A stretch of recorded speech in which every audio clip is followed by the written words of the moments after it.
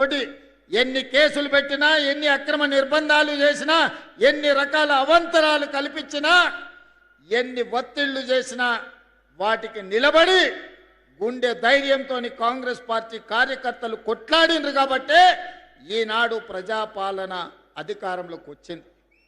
మిత్రులారా, నేను చాలా సందర్భాలలో చెప్పిన ఎన్నికలు వచ్చినప్పుడే రాజకీయాలు, ఎన్నికలు వచ్చినప్పుడే జెండాలు ఎజెండాలు, ఎన్నికలు వచ్చినప్పుడు మన పార్టీని మన వాళ్ళని గెలిపించుకోవడానికి 100% ప్రయత్నం చేద్దాం.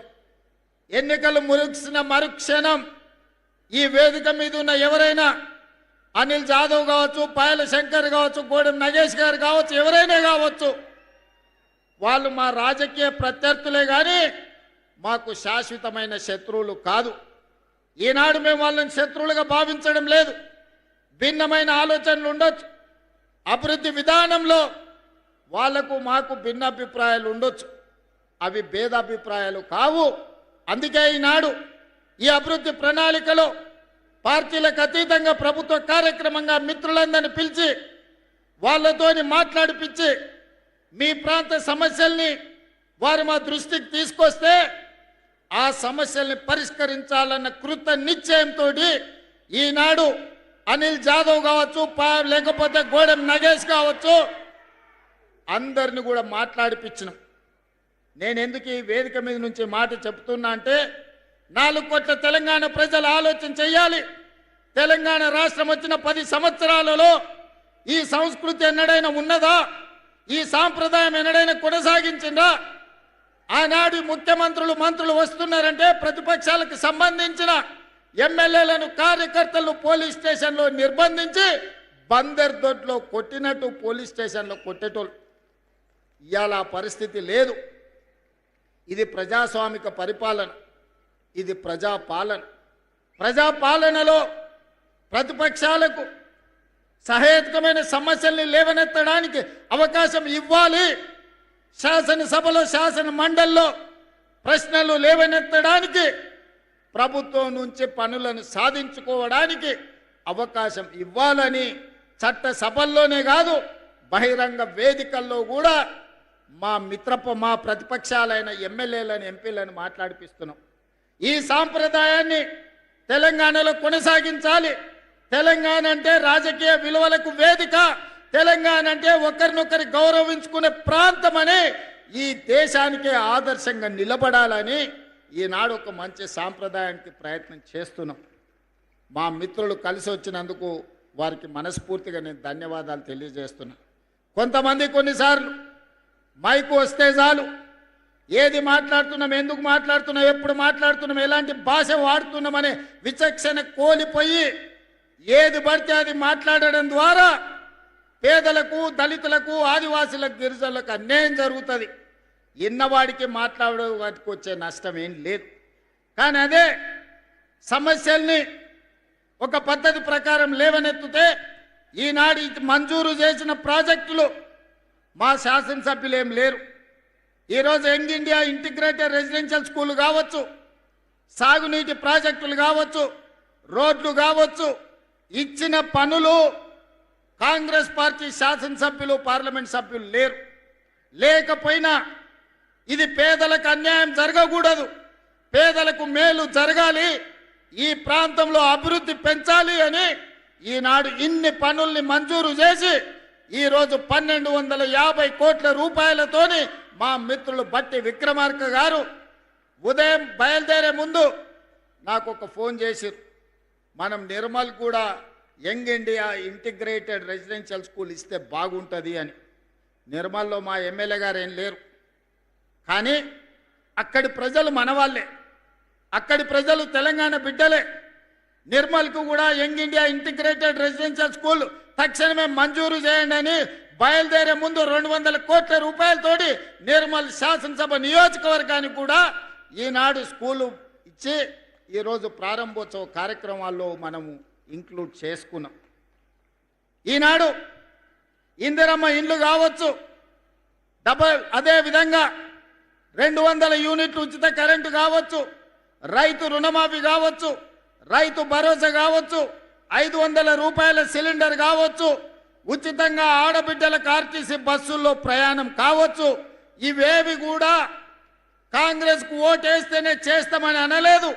ఇవాళ ఈ రాష్ట్రంలో ఉన్న ప్రతి ఆడబిడ్డ 2 సంవత్సరాల 3 నెలలు దాదాపుగా 28 నెలల్లో 10,000 కోట్ల రూపాయలు ఆడబిడ్డల్ని ఆర్టీసీ బస్సులో ఉచిత ప్రయాణానికి బట్టి విక్రమార్క గారు నిధులు మంజూరు చేసిందంటే దాంట్లో నన్ను అన్నా అని పిలిచే వాళ్ళు ఉండొచ్చు, లేకపోతే ఇతర పార్టీలకు నమ్మకం విశ్వాసం ఉన్న వాళ్ళు కూడా ఉండొచ్చు. మేము పార్టీలు చూడలే, ఆడబిడ్డల కష్టాలు చూసినాం. ఆడబిడ్డలకు ఆర్టీసీలో ఉచిత ప్రయాణం ఉండాలి. ఒకనాడు అమ్మగారి ఇంటికి వెళ్ళాలన్నా, లేకపోతే బాసర సరస్వతి మందిరానికి వెళ్ళాలన్నా ఇంటి ఆయన నగదిస్తే పోయినట్టు, ఇంటి ఆయన కసురుకుంటే కడుపులో దుఃఖం పెట్టుకొని అవకాశం వచ్చినాడు పోదంలే అని ఊరుకొని ఉండొచ్చు. కానీ ఇవాళ పరిస్థితి లేదు. మా అక్కలు ఈడు ఉన్నారు, మా అక్కలు చెప్పాలి. 2023 డిసెంబర్ 9 నాడు ఆర్టీసీ బస్సుల్లో ఆడబిడ్డలకు ఉచిత ప్రయాణం అన్నాం. దాదాపుగా 28 నెలలైంది. మా అక్కలు ఇక్కడ సాక్షి. మా అక్కలను నేను అడుగుతున్నా, ఏ ఆర్టీసీ బస్సులన్నా ఎవరన్నా ₹1 బస్ టికెట్ కోసం మిమ్మల్ని ఎవరైనా పైసలు అడిగినరా? అక్క ఎవరైనా అడిగినరా?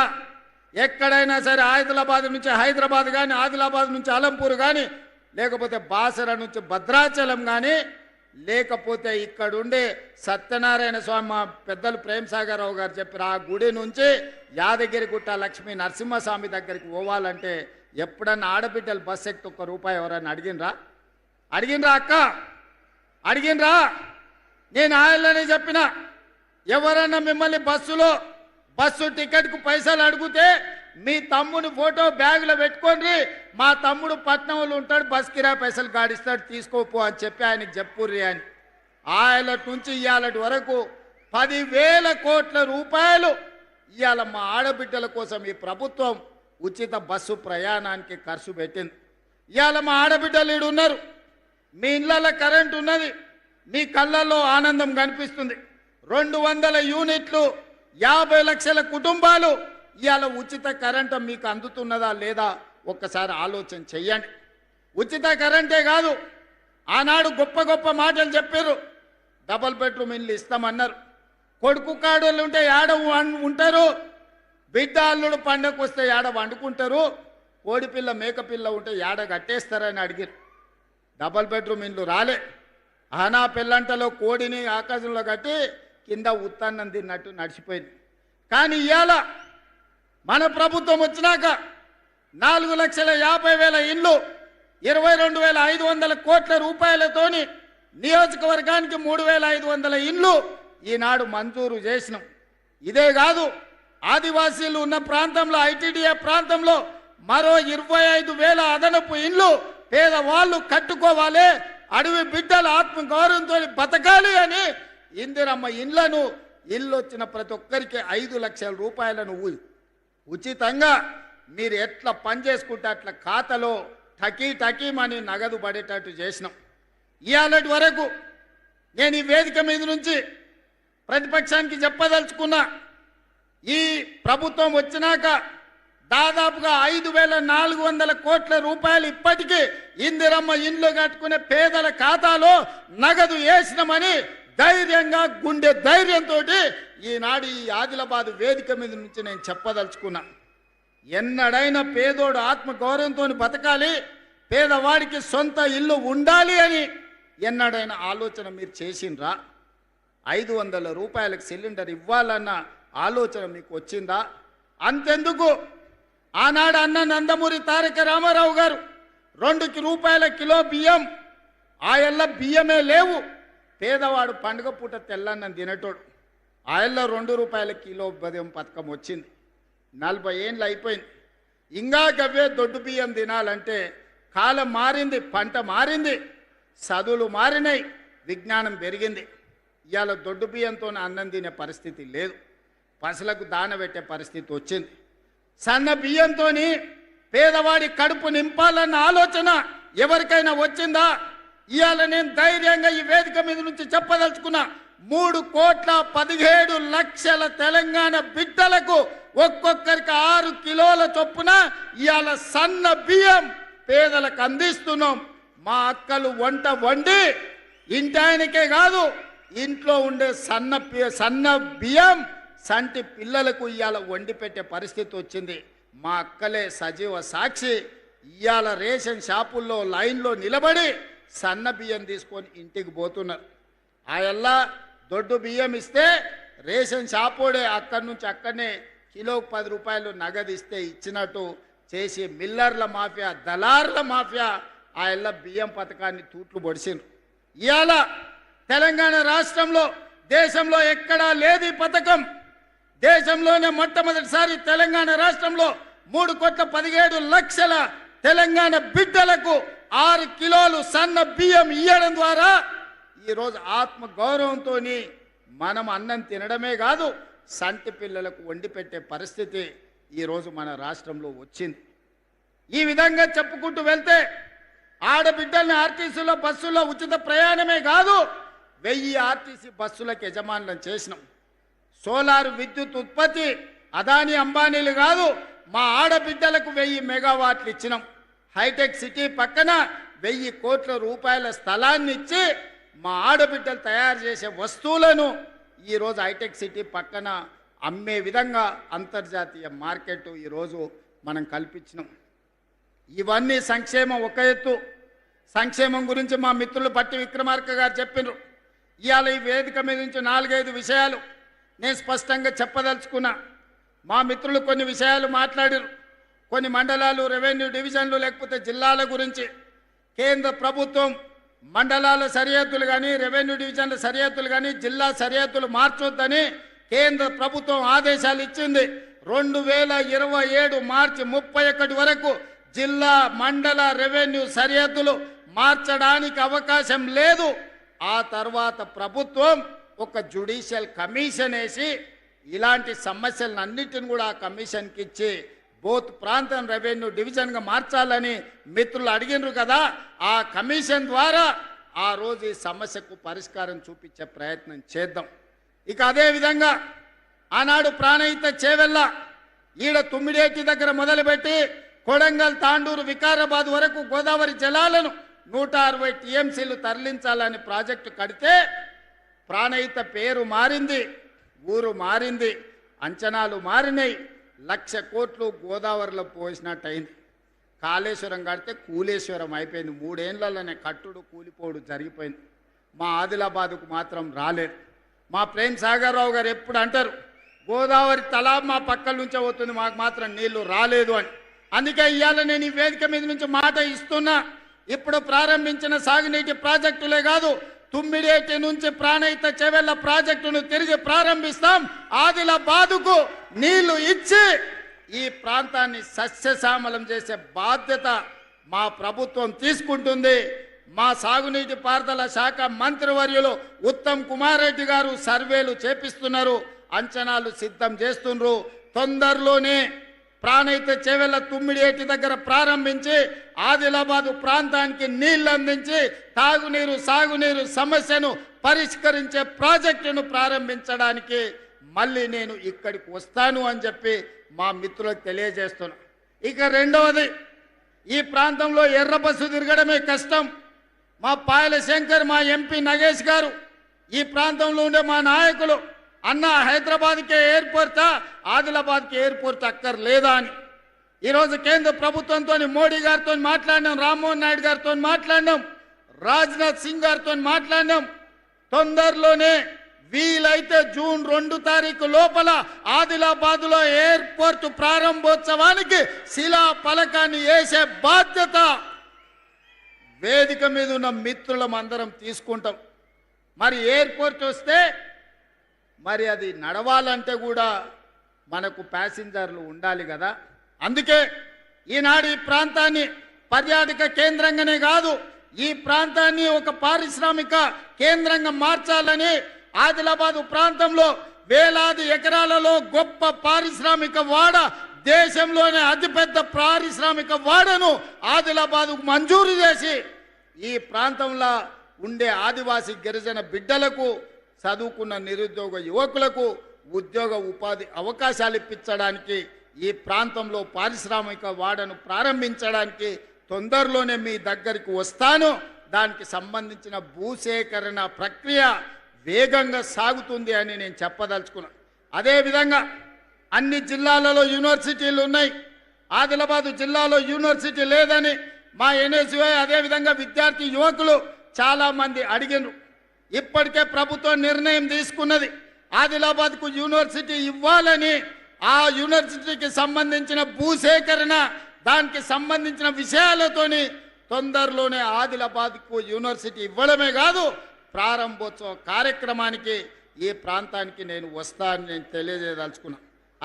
అదేవిధంగా మిత్రులారా, ఇవాళ పొద్దున బాసర సరస్వతి మందిరానికి వెళ్ళినాం.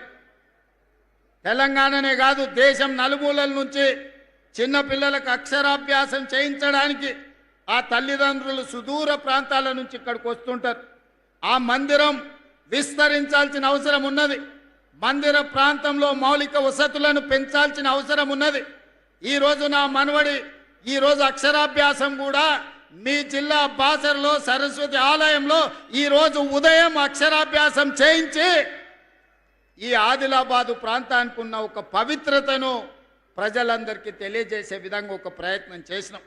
ఇవాళ బాసర ఆలయాన్ని విస్తరించడానికి 225 కోట్ల రూపాయలు ప్రాథమికంగా మంజూరు చేసి ఈరోజు బాసర ఆలయాన్ని విస్తరించే పనులను ప్రారంభించుకున్నామని చెప్పడానికి నేను చాలా సంతోషాన్ని వ్యక్తం చేస్తున్నా. ఇంకా బాసర ఆలయాన్ని విస్తరించడానికి ఇంకేమైనా అదనంగా నిధులు అవసరమైతే కూడా ఆ నిధులనిచ్చి దేశంలోనే బాసర సరస్వతి ఆలయం ఒక గొప్ప ఆలయంగా తీర్చిదిద్దడానికి ఈనాడు మన ప్రభుత్వం కట్టుబడి ఉన్నది. దాన్ని విస్తరించే బాధ్యత ఈ ప్రభుత్వం తీసుకుంటుంది. అదేవిధంగా పెద్దలు ప్రేమ్ సాగర్ రావు గారు సత్యనారాయణ స్వామి మందిరం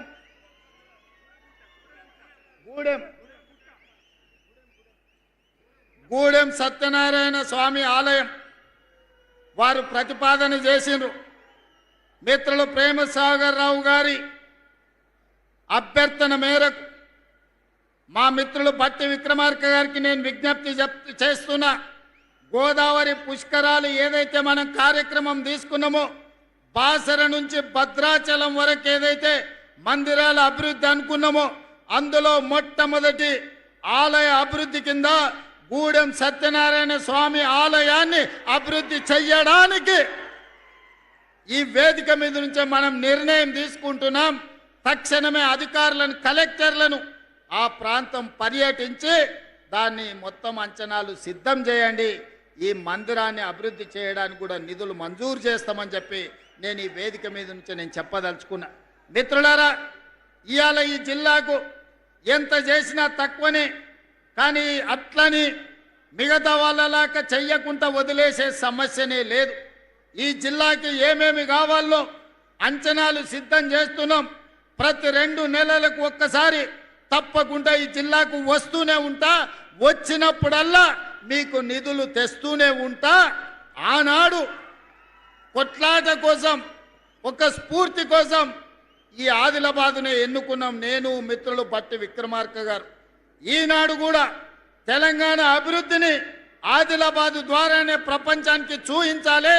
గోదావరి జలాలను ఒడిసి పట్టాలి. ఈ నేలను సస్యశ్యామలం చెయ్యాలి. ఈ ప్రాంతాన్ని అభివృద్ధి పదం వైపు నడిపించాలి.